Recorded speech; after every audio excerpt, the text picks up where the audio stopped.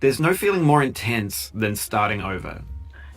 If you deleted your homework the day before it was due, as I have, or if you left your wallet at home and you have to go back after spending an hour in the commute. If you won some money at the casino and then put all your winnings on red but it came up black. If you got your best shirt dry cleaned before a wedding and then immediately dropped food on it. If you won an argument with a friend and then later discovered that they just returned to their original view. Starting over is harder than starting up. If you're not ready for that, like if you've already had a bad day, then what you're about to go through might be too much. Feel free to go away and come back. I'll be here. Alright, thanks for coming with me on this trip. I'll understand if you have to take a break at any point. Just find a safe place to stop and quit the game. And don't worry, I'll save your progress, always, even your mistakes. This game is a homage to a free game that came out in 2002, titled Sexy Hiking. The author of that game was G.O.I, a mysterious Czech designer who was known at the time as the father of B games. And B games are rough assemblages of found objects. Designers slap them together very quickly and freely, and they're often too rough and unfriendly to gain much of a following. They're built more for the joy of building them than as polished products.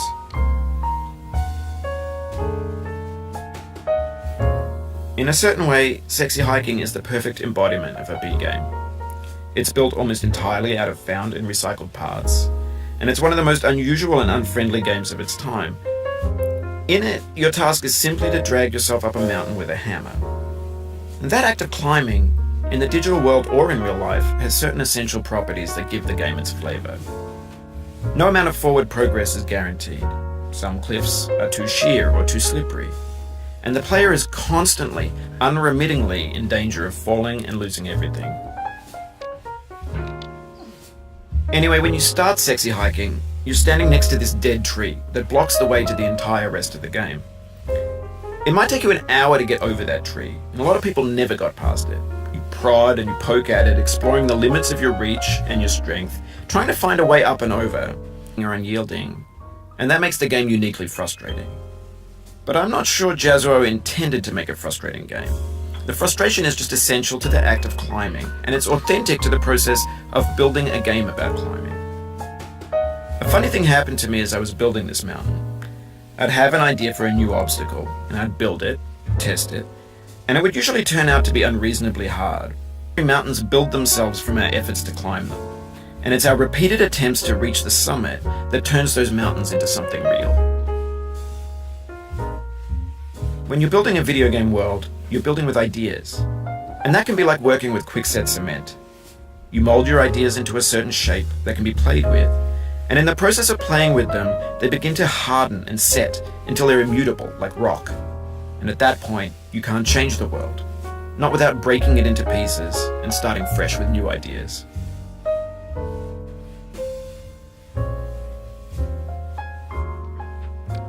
For years now, people have been predicting that games would soon be made out of prefabricated objects, bought in a store and assembled into a world. And for the most part, that hasn't happened. Over time, we've poured more and more refuse into this vast digital landfill that we call the internet. It now vastly outnumbers and outweighs the things that are fresh and untainted and unused. When everything around us is cultural trash, trash becomes the new medium, the lingua franca of the digital age. And you can build culture out of trash. But only trash culture. B games, B movies, B music, B philosophy.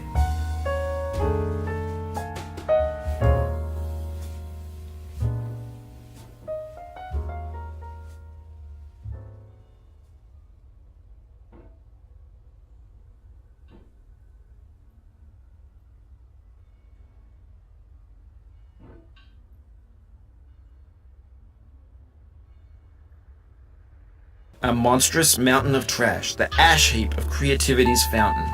A landfill with everything we ever thought of in it. Grand, infinite, and unsorted.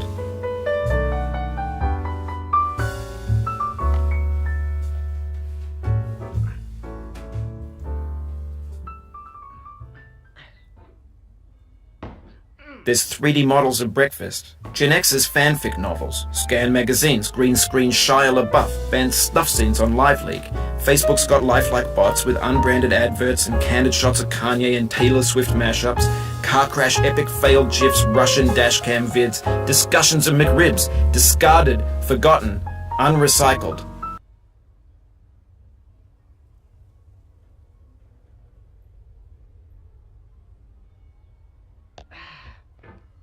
Everything's fresh for about 6 seconds, until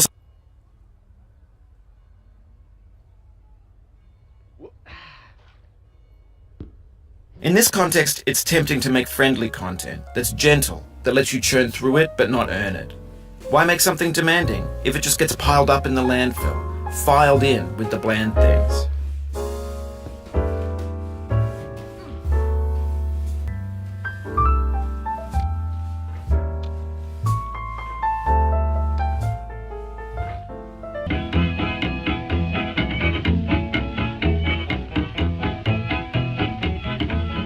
Get nasty over it, boy.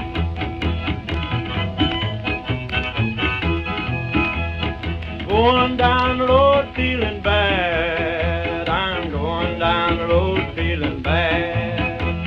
Going down the road feeling bad, and I ain't going to be treated this way.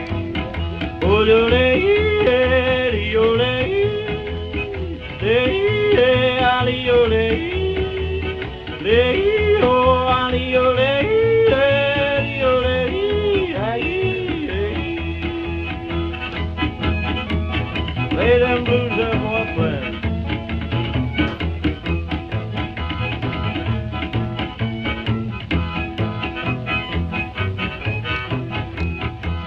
Down in the jail on my knees. I'm down in jail on my knees.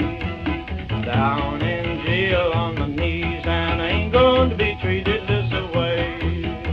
They feed me on cornbread and cheese. They feed me on cornbread and cheese. They feed me on cornbread and cheese, and I ain't going to be treated this way.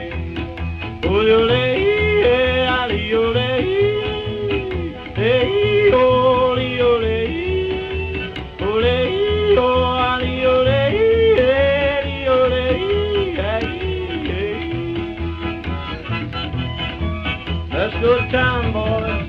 Hey, buddy. Oh, no, no.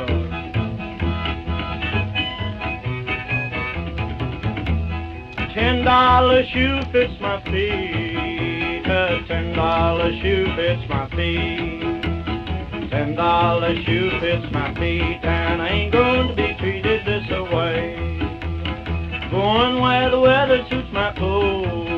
I'm going where the weather suits my clothes. I'm going where the weather suits my clothes, and I ain't going to be treated this way. Ole, ole, ole.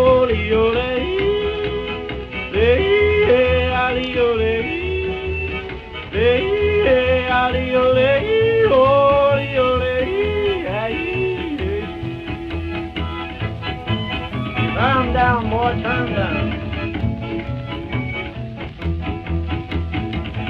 Hey, hey, hey.